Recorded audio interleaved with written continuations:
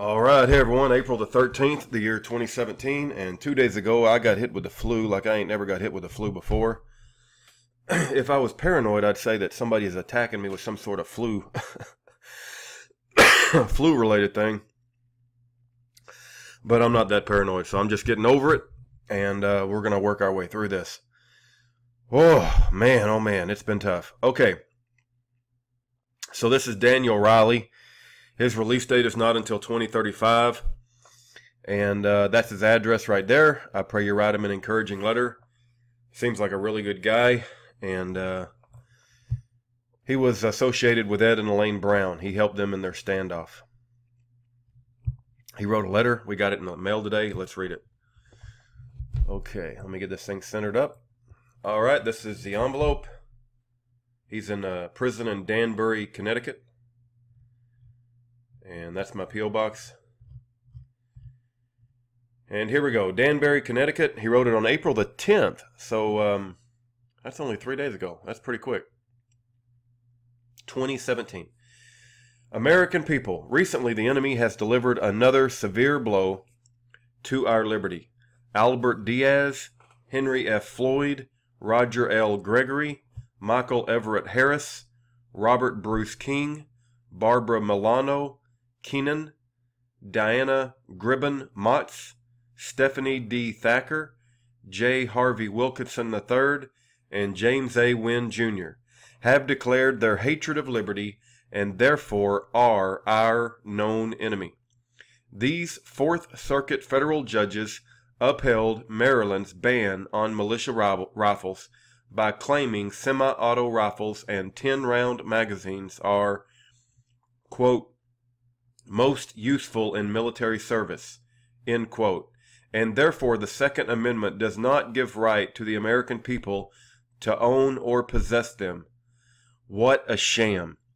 Like the Ninth, Seventh, and Second Circuits, the force holding allows the government to take semi-automatic rifles away from law-abiding citizens. All these judges that keep upholding these bans on militia rifles are not only deluded in their reasoning, they have declared there that they are the foe of a free people. To read the specious decision put forward by these traitorous judges, the case is Colby versus Hogan, number 14-1945, February the 21st, 2017. The misdirected judges and legislators have relinquished our liberty out of fear that someone might perpetrate a shooting with multiple victims. Though they may have good intentions, don't they realize the road to tyranny is paved with good intentions? The sea of liberty is always rough, with waves crashing on shore, while the sea of tyranny is calm, with control and suppression of all. Let us remember that you have no right at all when another has the right to take it away. If it were humanly possible to raise the names of these reprobate judges heavenward, the angels would thrust the foul things back, and demons would claim them as their own. It doesn't take much reasoning to perceive the absolute absurdity of the enemy's court's decision. Imagine telling a patriot of 1776 that his Kentucky long rifle is most useful in military service because of its accuracy over several 100 yards, and therefore you cannot own or possess it. Your musket is just as lethal as the Royal Army's flintlocks, and therefore you cannot have it. How ridiculous. Timothy McMurphy would not have been able to pick off General Frazier at 400 yards at the Battle of Saratoga if such ludicrous reasoning was enforced. From the sheer absurdness of this corrupt court's decision, it refutes itself. The very word militia itself connotes military soldiering. Just look up the Latin and French etymology of the word militia. It means military service. For these unbalanced judges to claim that because a certain rifle or magazine is useful for military purposes, and therefore every citizen militia has no right to them when the militia itself is a military entity, borders on the insane. These inept judges try to base their unsound reasoning on the 2008 Heller decision. Any sane reasoning person can read for themselves that nowhere in the Heller that nowhere in Heller does the Supreme Court hold that because a weapon is most useful in a military sense, it therefore is not a weapon covered by the Second Amendment. The enemy is simply trying to intentionally misconstrue Heller's logic. Heller noted that, quote, the militia of a country are the able-bodied men organized into companies, regiments, and brigades, and required by law to attend military exercises on certain days only, but at other times left to pursue their usual occupations, end quote. Heller at 595. Sounds like militia means military to me. The Supreme Court also warned us that history has shown that tyrants eliminate the militia not by banning it, but by taking away the people's firearms. Heller at 598. And that is exactly what these corrupt federal circuit courts are allowing to happen. I notice that all these challenges to laws infringing on the right to keep and bear arms focus on the self-defense aspect of the Second Amendment. While self-defense may be one of the core attributes of the Second Amendment, it is not the superior attribute. As the Supreme Court stated in Heller at 598, the militia is necessary to the security of a free state, because when able-bodied men of a nation are trained in arms and organized, they are better able to resist tyranny. This is the ultimate principle of the reasoning behind the Second Amendment, that nobody is putting forth in defense against these disarming laws. As these repugnant judges in the Coble case use as their reasoning, why do you need a semi-auto rifle with a 30-round magazine for self-defense? The retort should always be, but sir, by asking that question proves to me you do not comprehend the meaning of the Second Amendment. History and experience lets us know that someday the government may become oppressive and tyrannical, and therefore as a free people we need all the firepower we can get to fend off or overthrow such a government to keep liberty alive for ourselves and our posterity. And those who believe that the state governments or the federal government cannot become oppressive or tyrannical are fooling themselves or have no conception of history or human nature. These harebrained judges also used the classic argument of a tyrant in their Colby decision. They exclaim, they are only solicitous to accomplish as much as possible the prevention of the spilling of more blood. Since time began, every tyrant has one way or another used this excuse to erode the rights of the people. Don't their pea-brains realize that in fact that such a train of erosion of liberty inevitably leads to revolution, where a real effusion of blood happens? These enemy judges' rationale might appeal to the improper thinking of one's passion, but it surely cannot align itself with any sensible person's reasoning. Americans know that all power is derived from the people, but the power of the people ceases to exist when the people fail to retain the means necessary to overthrow the government. When this means is destroyed, freedom is destroyed with it.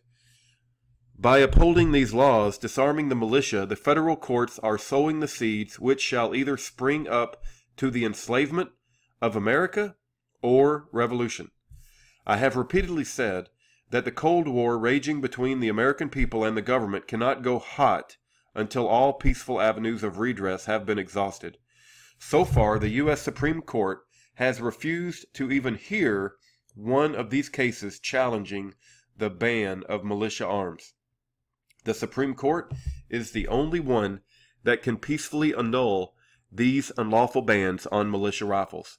If the Supreme Court were to uphold such bans, the government has dissolved itself through its own actions. oppression. There is no final judge of these things on earth. The ultimate appeal can only be to God.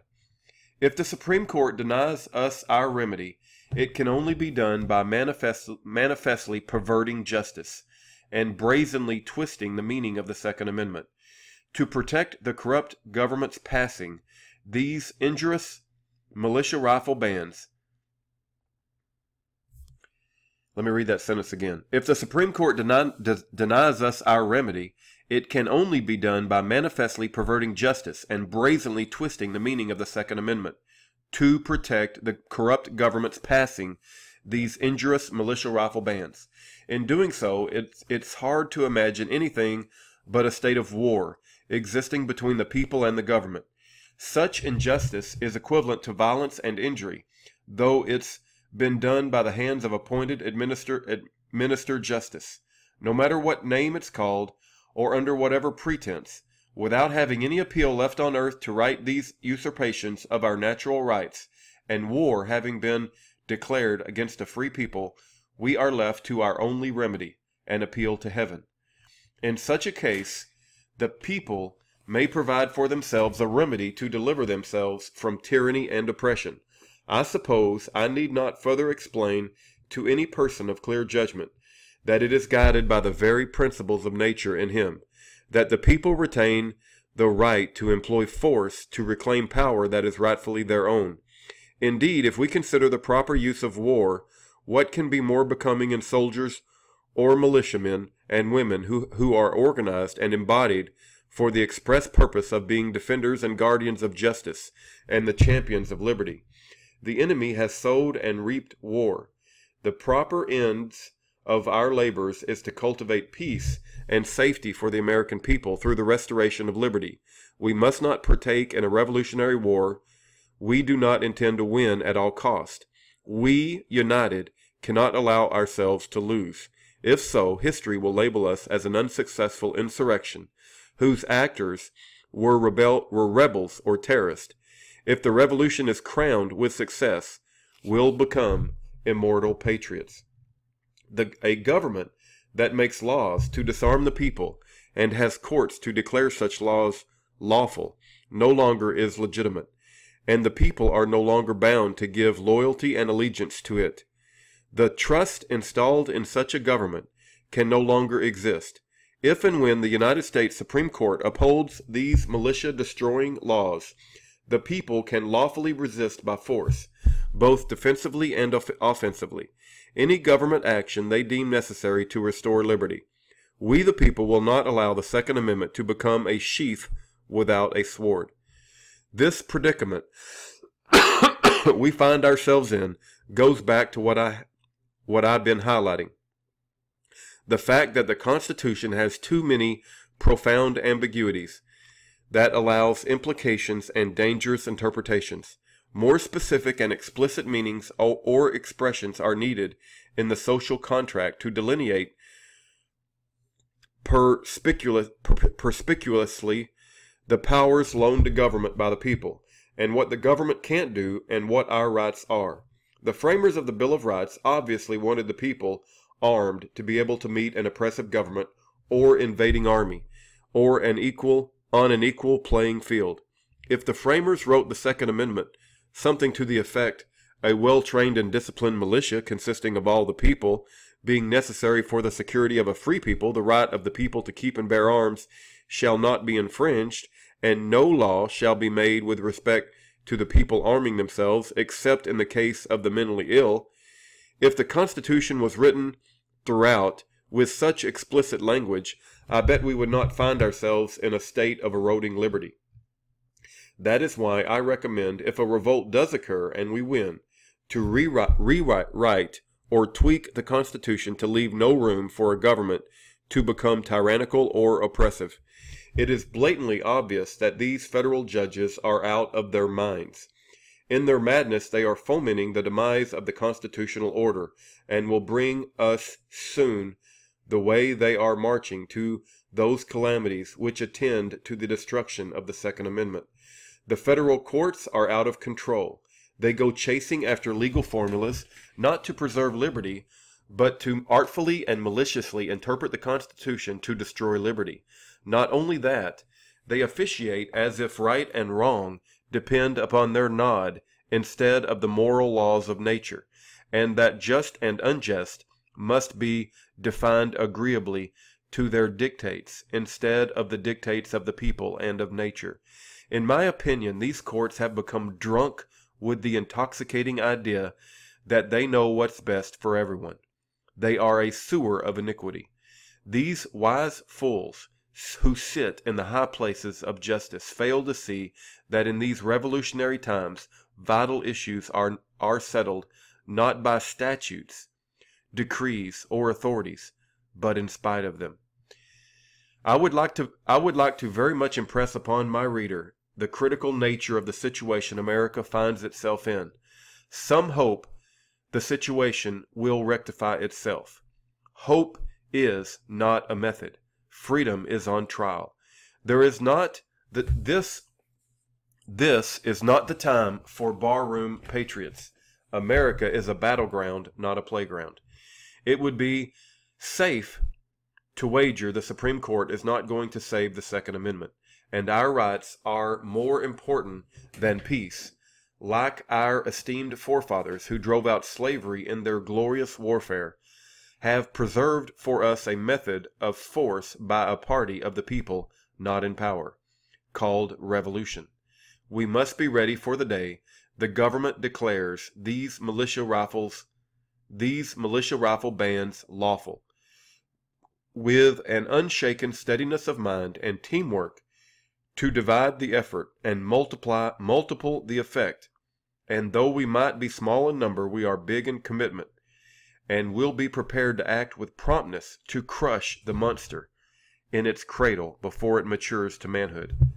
It appears that the government is going to force us to show what a manner of men we really are, and if we are capable of keeping our liberty, we are going to be forced to dismantle this threat to our liberty. We are only acting out of necessity, in self-defense of freedom, forced upon us by our enemy. Let us remember the Boston Tea Party was an illegal, defiant, and revolutionary act in the eyes of the British government, but to the American revolutionist, it was an act of courage and justice.